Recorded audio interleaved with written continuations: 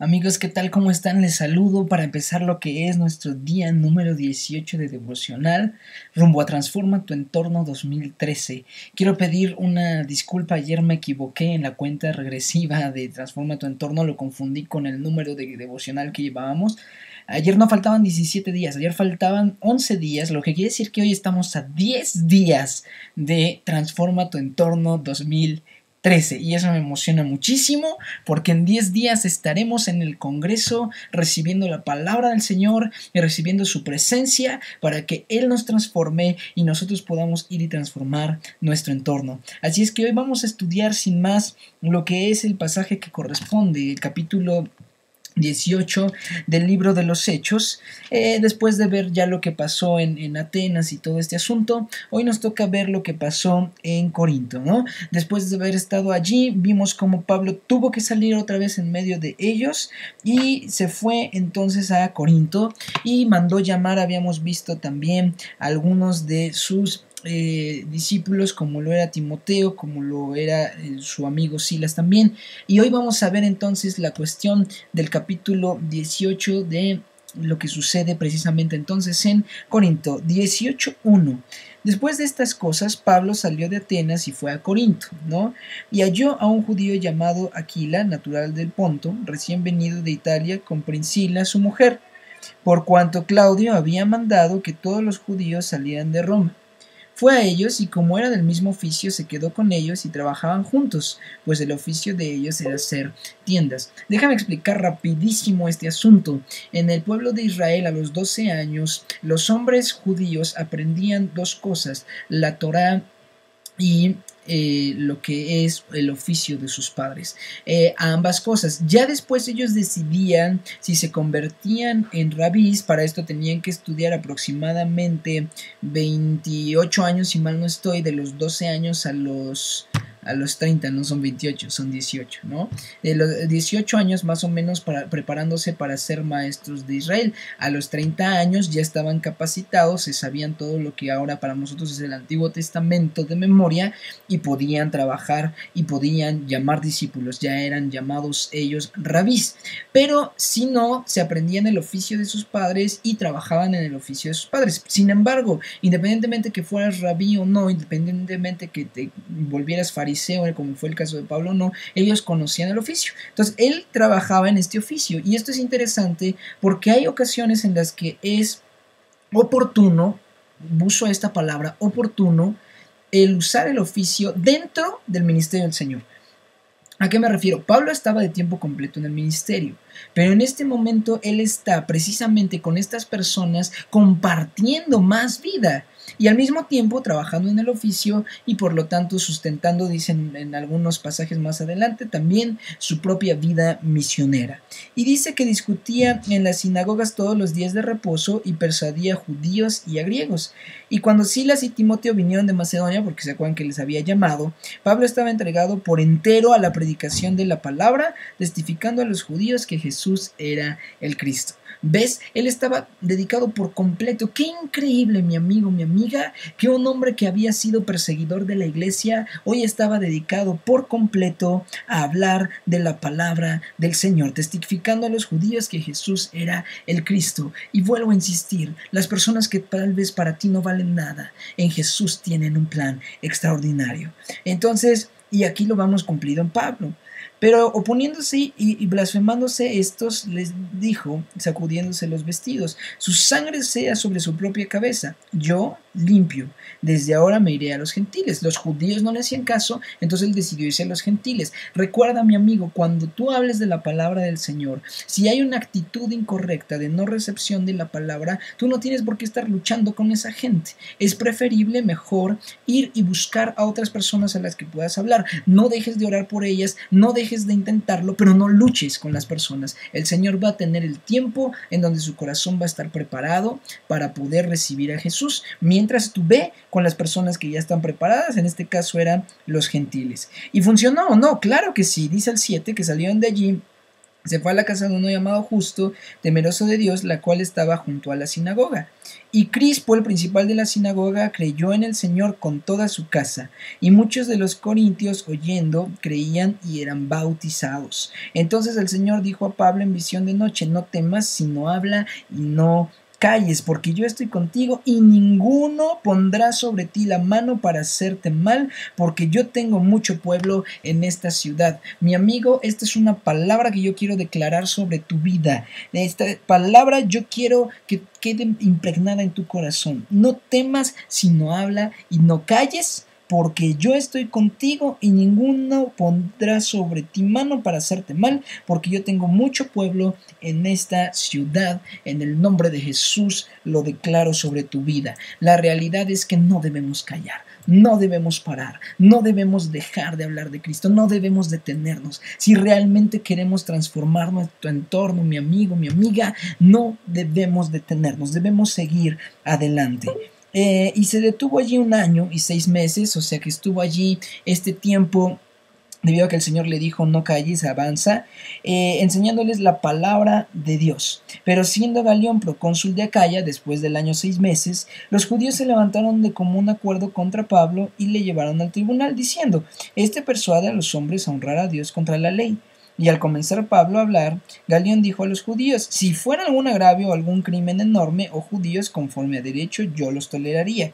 Pero si son cuestiones de palabras y de nombres y de su ley, véanlo a ustedes, porque yo no quiero ser juez de estas cosas. Este hombre Galión se hace a un lado, más bien, y él no se mete en las cuestiones religiosas, digamos, del pueblo de Israel.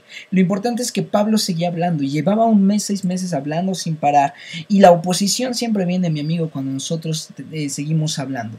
Debemos seguir hablando, porque si la instrucción del Señor fue no pares, entonces no debemos parar. Y hoy Dios te dice: no pares, es tiempo de hablar y transformar nuestro entorno aunque haya oposición. Bueno, los echó del tribunal, dice en el 16, y entonces 17, todos los griegos, apoderándose de Sóstenes, principal de la sinagoga, le golpeaban delante del tribunal, pero a Galión nada se le daba de ello, no le habían avisado. Mas Pablo, habiéndose detenido aún muchos días allí, después se despidió de los hermanos y navegó a Siria, y con él Priscila y Aquila, ¿no?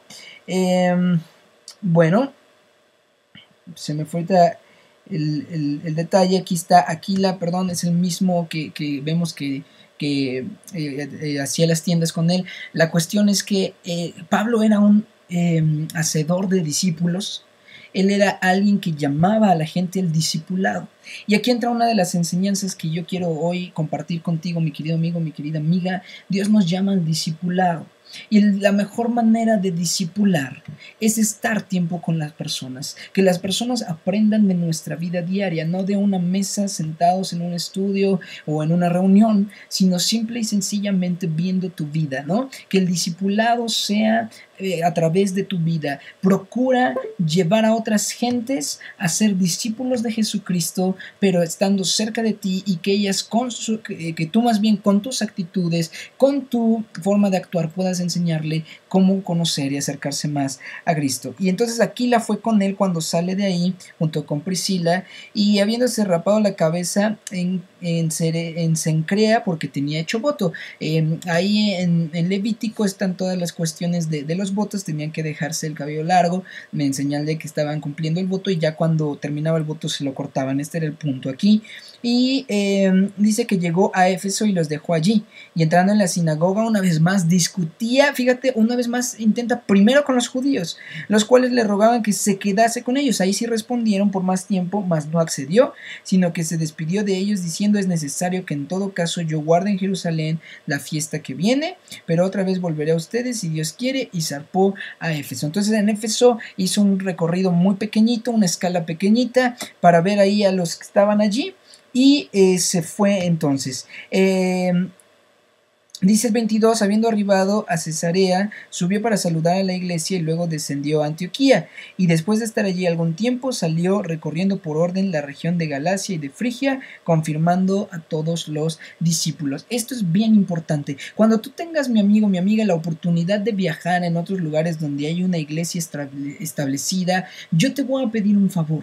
Busca siempre fortalecer a la iglesia de allá. Muchas veces las iglesias que están en provincia o que están lejos de lo que es la Ciudad de México, en nuestro caso, o de las zonas urbanas, necesitan de un aliento, de creyentes que a lo mejor, y más bien no a lo mejor, no somos mejores que ellos, no sabemos a veces más que ellos, pero sí tenemos a lo mejor una visión distinta a lo que ellos están viviendo, porque a lo mejor están apartados de lo que es la sociedad en la que nosotros vivimos.